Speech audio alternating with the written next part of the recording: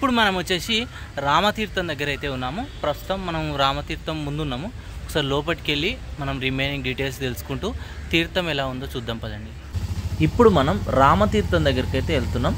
ఈ రామతీర్థం వచ్చేసి మనకు ప్రధానమైన రామేశ్వరం ఆలయం నుండి మనకు 2 కిలోమీటర్ల దూరంలోనే ఉంటుంది. మనకు లెఫ్ట్ సైడ్ కనబడుతుంది కదా, ఇది మొత్తం రామతీర్థం ఉన్న ప్రదేశమే. అక్కడికి వెళ్ళాక రిమైనింగ్ డీటెయిల్స్ అయితే తెలుసుకుందాం.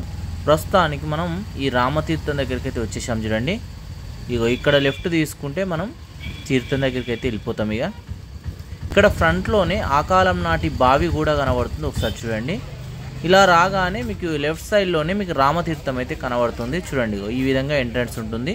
ఈ ఎంట్రన్స్ నుంచి మనం ఇప్పుడు రామతీర్థం దగ్గరికి అయితే వెళ్ళిపోతున్నాం. ఇక్కడ కొందరు ఏంటంటే పువ్వులు అవన్నీ తీసుకోవడం అయితే జరుగుతుంది. ప్రస్తుతానికి మనం తీర్థం దగ్గరికి అయితే వచ్చేసాం. చూడండి, ఇది అతి ముఖ్యమైన ప్రదేశంగా మనమైతే చెప్పుకోవచ్చు. రాముడు ఏంటంటే సీతాదేవిని వెతకడానికి లంకకు వెళ్లే ముందు ఇక్కడ ఒక లింగాన్ని అయితే ప్రతిష్ఠించి పూజలు అయితే చేశాడట. ఈ ప్రదేశంలోనే చూడండి, అత్యంత పవిత్రమైన ప్రదేశంగా భక్తులు అయితే కొలుస్తారు.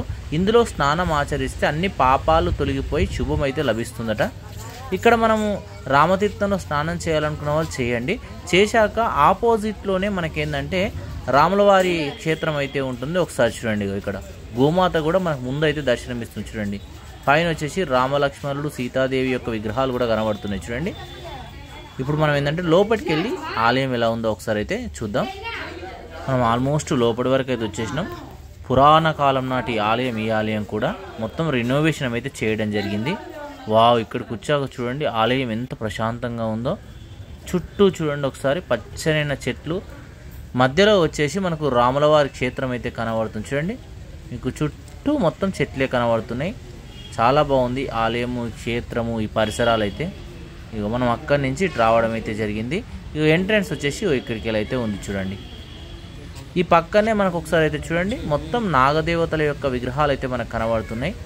ఇక ఇక్కడ నుంచి చూడండి ఒకసారి ఒక పెద్ద నాగదేవత యొక్క విగ్రహం అయితే ఇక్కడ మనకు కనబడుతుంది. చూడండి, ఎన్ని నాగప్రతిష్టలు ఉన్నాయో, చాలా ఉన్నాయి కదా.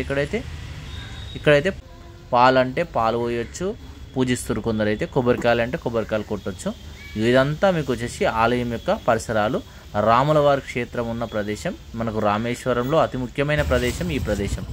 అయితే ఇక్కడ నుంచి మీకు 1 కిలోమీటర్ దూరంలోనే మనకు లక్ష్మణ తీర్థం కూడా ఉంటుంది. ప్రస్తుతానికి ఆ తీర్థం దగ్గరికి అయితే మనం చేరుకుంటున్నాం. చూడండి, యాక్చువల్గా నడుచుకుంటూ కూడా రావచ్చు, కాకపోతే కొంత దూరం ఉంటుంది. ఆటోలో వస్తే బెటరు. ఆటో వాళ్ళు కూడా ఇక్కడికైతే తీసుకొస్తారు. మీకు చాలా ఆటోలు అయితే అందుబాటులో అయితే ఉన్నాయి. ప్రస్తుతానికైతే మనం దగ్గర వరకు అయితే వచ్చినట్టున్నాం. ఒకసారి అయితే దగ్గరికి వెళ్ళి చూద్దాం. ఇప్పుడు మనం వచ్చేసి లక్ష్మణ తీర్థం దగ్గరికి అయితే వచ్చేసాము. ఇక్కడనే తీర్థం ఉంది, పక్కనే వచ్చేసి గుడి ఉంది. రెండింటిని అయితే చూద్దాం పదండి. ఇప్పుడు మనం చూస్తుంది లక్ష్మణ తీర్థం పక్కనే ఉన్న స్వామివారి క్షేత్రము. ఈ ఆలయంకి సంబంధించిన డీటెయిల్స్ మొత్తం ఇక్కడైతే ఉన్నాయి. చూడండి, క్లియర్గా రాసి అయితే ఉన్నాయి. ఈ ఆలయం ఏంటంటే మనకు ప్రధానమైన రాములవారి క్షేత్రం నుంచి 1 కిలోమీటర్ డిస్టెన్స్లోనే ఉంటుంది. అంటే రామేశ్వరం ప్రధానమైన ఆలయం నుంచి బస్ స్టాప్కు వెళ్ళే దారిలోనే ఉంటుంది. ఒకసారి చూడండి ఈ తీర్థము, ఈ పరిసరాలు ఎలా ఉన్నాయో. మనకు రామేశ్వరంలో ఉన్న 64 తీర్థాలలో ఈ తీర్థం కూడా ఒకటి. పక్కనే వచ్చేసి మనకు సీతమ్మ వారి తీర్థం కూడా ఉంటుంది. వచ్చినప్పుడు తప్పకుండా దర్శనం చేసుకోండి.